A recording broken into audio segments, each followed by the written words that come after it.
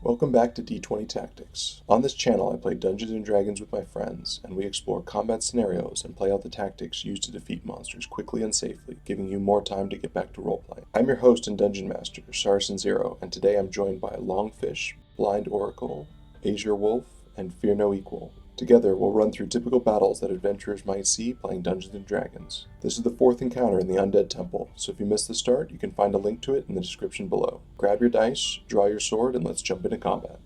Cleric, hit point total, abilities you've spent, and remaining spells. 16 out of 19, 2 out of 3 spell slots still available, and Channel Divinity still available. 14 out of 20, and no ability spent, still have Second Wind and Action Surge available. 14 out of 15 hit points and no abilities to speak of. I've got one spell slot used up out of my 3. My Arcane Recovery is used up for the day. My Healer's Kit has full charges, and I've consumed some of my cost of casting Find Familiar. So that's that. So we're looking at 2 skeletons with bows, 2 skeletons with short swords. They are riding war horses, skeletal war horses. Skeletal war horses just have hooves. The skeletal war horses are a legitimate target. The skeletal riders are legitimate targets, so you can target them each separately. If you kill one, then the other one survives and will continue fighting. Vulnerable to bludgeoning, immune to poison. Terrain layer is basically just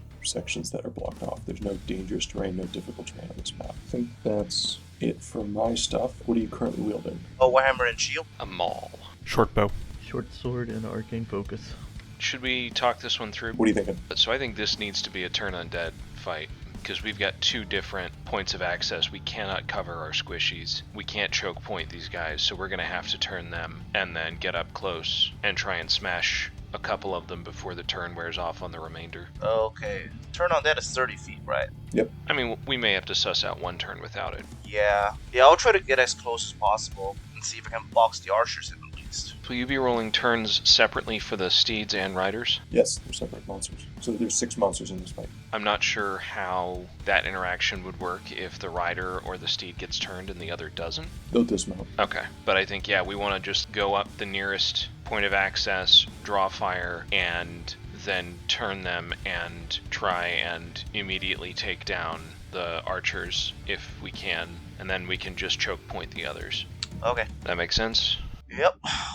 I don't know how rogues are going to work here, but I feel like we probably won't need to cast spell slots here. We probably want to hang on to those for later. I think my job is just to target opportunistic victims and try and get as many sneak dice as I can and stay out of everyone's way. Can I hand my items to other players? Yeah, what do you got in mind? I can give my holy water to the rogue. You can give that to me. I don't need it. Yes, I'm probably a better shot at throwing it than you are, but not much better because it's still an improvised weapon, so I'm not proficient. I would hang on to it for now. It's also equal damage, right? Your sneak is 2d6 with the damage bonus. The holy water is just 2d6, so... It counts as an improvised ranged attack with a weapon, so it'll trigger sneak on it. Interesting. Cool. Yeah, so you would get an additional die of damage instead of the basic +3. That would be the trade-off. Probably want to go with the +3. Yeah, the bonus to hit matters here, so... Let's roll initiative. Time for my spectacular initiative roll. I'll start off asking who got higher than a 20, and then saying that I have a 22. Who has between a 20 and a 15? Who's got between a 15 and a 10? 13 minus 1 for the clerk. Who's got between a 10 and a 5? The rogue has an 11. The Wizard and the Owl both have 6s. I have a higher modifier. 0. All right. So you guys are in fairly good cover here. I think I could probably get a shot at the fighter with a skeletal bowman. I'll take a step forward just to get in the box. You're still in cover there. I'll just take a shot at the fighter. Even in cover, that's the best thing I'm going to be able to get to do. I get a 12 to hit you. Nope. AC 17. We're going to move to there. The second skeleton is going to move out. I'll do the same thing. He's going to get a 16. That's also going to miss. And then he's going to go to there. Dodge like a really slow ninja. The riders. So the skeletal horses have 60 feet of movement. The rider is going to attack with his short sword. He gets a 23 to go after the fighter. I'll eat that. 5 points of piercing damage with the short sword. And then the skeletal war horse is going to attack with his hooves. He's going to get a 25.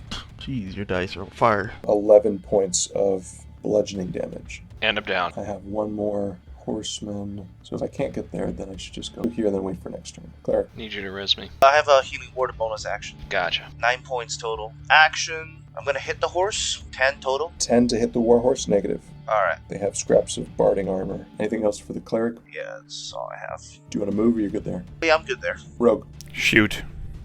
Are you targeting the skeleton or the warhorse? The horse. The horse seems like the scarier problem at the moment. Do you want to hide? Yeah, we'll take the bonus action to hide then. 13. 13, that will succeed. 23 to hit.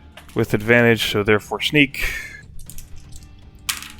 8. That's it for the rogue? Yep. After that is the wizard. That's a Ray of Frost to go to the horse, because that's what we are focus fired on. That is an 11. 11 does not hit the owl. So move the owl in to distract and come back. And that's it for the owl. Fighter. Stand up from prone, and then do I have advantage on this because of the owl? You do. Alright, attack with my maul. That's going to be a 19. 19 hits. Sorry, that's a 21, but still hits. For 10 damage, bludgeoning. 10 points of bludgeoning damage. This thing is vulnerable to bludgeoning, so it's going to take 20 points of bludgeoning damage. So the horse dies. He'll use his reaction to dismount as he lands. And then I'm going to bonus action second wind. Rolled a 9. 9 plus 2 is 11 total HP. Puts me at 20 out of 20. Anything else for the fighter? You got any movement you want to do? I'll just step up one space. I think the rogue can still get cover from the cleric, so keep the other one from getting too close.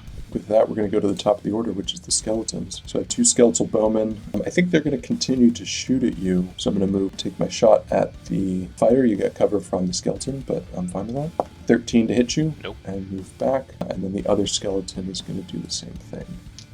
He's going to get a 16, which is not going to do it. Keeps the pressure on you guys. This skeleton is going to rotate around, giving his ally a space to move into. Oh, no, that's not smart. Let's try. He can go the other way, give both of us the attack of opportunity. Yeah, he surely could do that. I don't think he wants to, though. I'm just going to disengage and move here to bring in larger guns. Skeleton and rider. And we're going to go after the fighter again.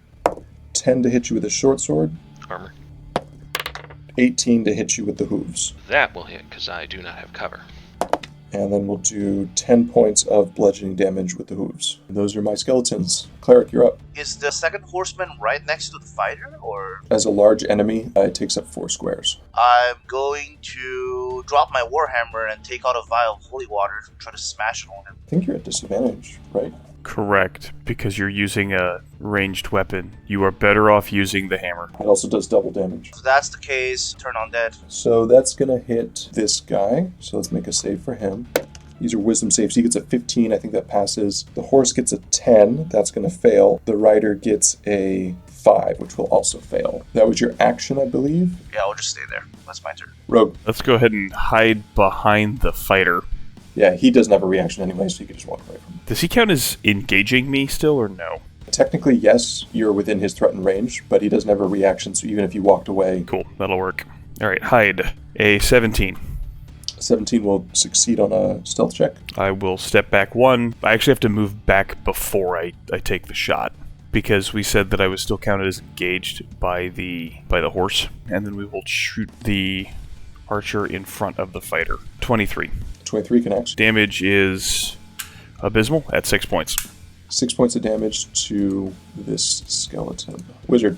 Ray of Frost for 14. 14 will not hit because he has cover from 2 allies. Yep, that's fine. Then the same command to the owl is to aggravate the one that's not turned. Fly over here, aggravate this guy, fly back. Fighter. Attacking the unturned one with my maul. I have advantage.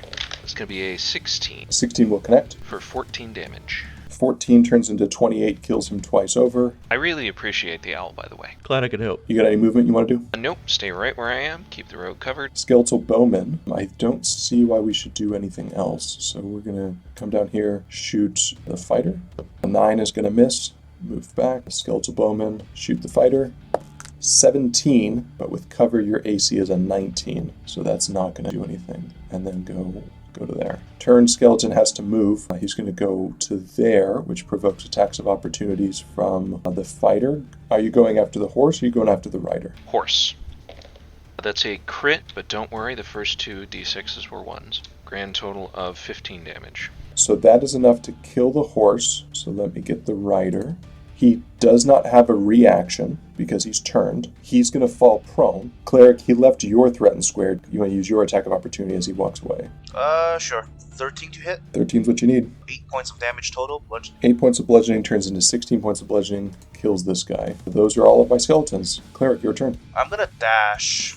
I'll go through the north side. Okay, any bonus action for you? No. Rogue. We are going to move 5 towards the cleric. Perfect. I have just enough movement to pull this off. We will bonus action dash behind the cleric, and then I will take the action to hide behind the cleric. The hide number is a 19. No attack this round. No. Sounds good. Wizard. I will dash to get behind that center pillar there on the red carpet. Fighter. I will dash to as close to the cleric as I can get. Why don't I just go closer to the skeletons? Yeah, that looks fine. There's not much I can do. I'm just going to have to suffer the slings and arrows. Here's 1,000 unnatural shocks for you. A 23. Yep. 5 points of piercing. A second shot. That's a 6. Mighty, mighty 6. Cleric. If I move, does the rogue lose his stealth or no? That's okay. I can get it from behind the fighter. We're fine. Alright, I'm gonna run up to attack both skeletons for a total of 13 again. 13 hits. Yep. Does a total of 7 points of damage. Bludgeoning damage doubles to 14. 7 points of bludgeoning damage doubles to 14. That is a dead skeleton. Rogue. Yeah, so move behind the fighter, hide as a bonus action. Ooh, nope, duffed that one. And 11? Amazingly, not having eyes makes it hard to perceive things. And then we'll step out on the diagonal behind the fighter and then take the shot at the skeleton. 16. A 16 will connect. 13 points of damage, piercing. 13. That's exactly what you need. This guy's done. This is the fourth encounter, which means after this comes the short rest. I'll just go down the order.